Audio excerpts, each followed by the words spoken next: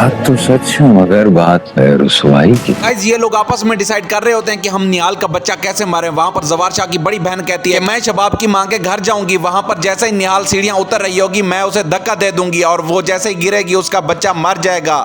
तुमने भी बहती गंगा में हाथ धो ली। जवार शाह की बड़ी बहन जैसे ही निहाल को धक्का दे रही होती है, लेकिन वहाँ पर शबाब की माँ आ जाती है और उसका हाथ पकड़ लेती है और कहती है ये तुम क्या कर रही हो। वो कहती है निहाल गिर रही थी, मैं उसे संभाल रही हूँ। संभल के।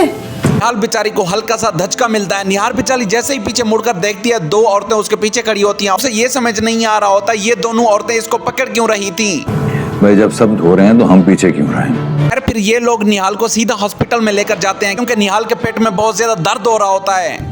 बेटा हुआ है जवार शाह। निहाल का अंदर ऑपरेशन हो रहा होता है। जवार शाह बाहर इंतजार कर रहा होता है, को अपनी औलाद के आने का बहुत ज्यादा इंतजार होता है। फिर अचानक से वहाँ पर शबाब आती है। शबाब की आंख में खुशी के आंसू आ रहे होते हैं और वो कहती है जवार शाह बेटा हुआ है। जवार शाह बहुत ज्यादा खुश होता है और उसे अपने सीने से लगा लेता है।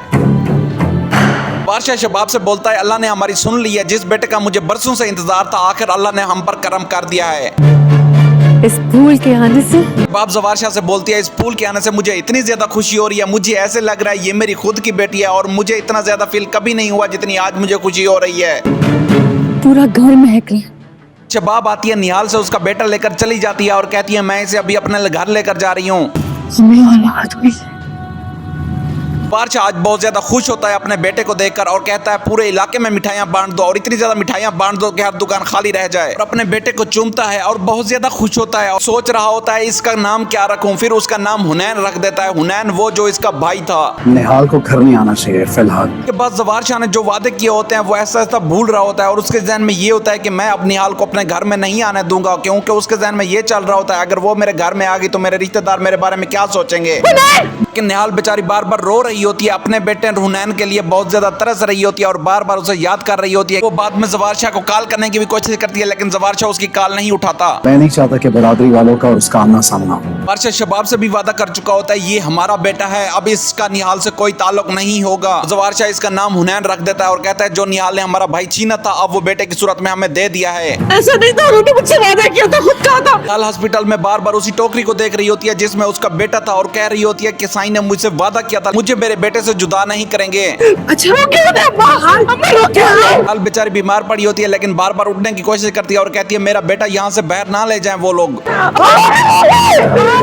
निहाल बेचारी वहीं पर रोती तड़पती बेहोश हो जाती है और डॉक्टर उसे आकर दवाई लिख देते हैं। सब कुछ बदल गया जवार शाह। निहाल फिर अगले ही दिन तैयार होकर जवार शाह के पास जाना चाहती होती है लेकिन जवार शाह इनकार कर देता है और कहता है निहाल का अब मेरे से कोई ताल्लुक नहीं है, वो मेरे घर में ना आया करे।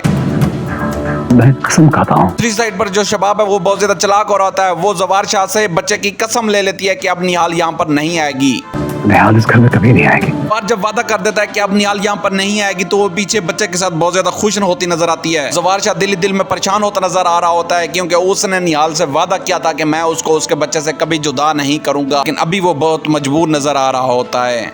अगर आपको हमारी वीडियो अच्छी लगती है तो काइंडली लाइक एंड सब्सक्राइब जरूर किया करें।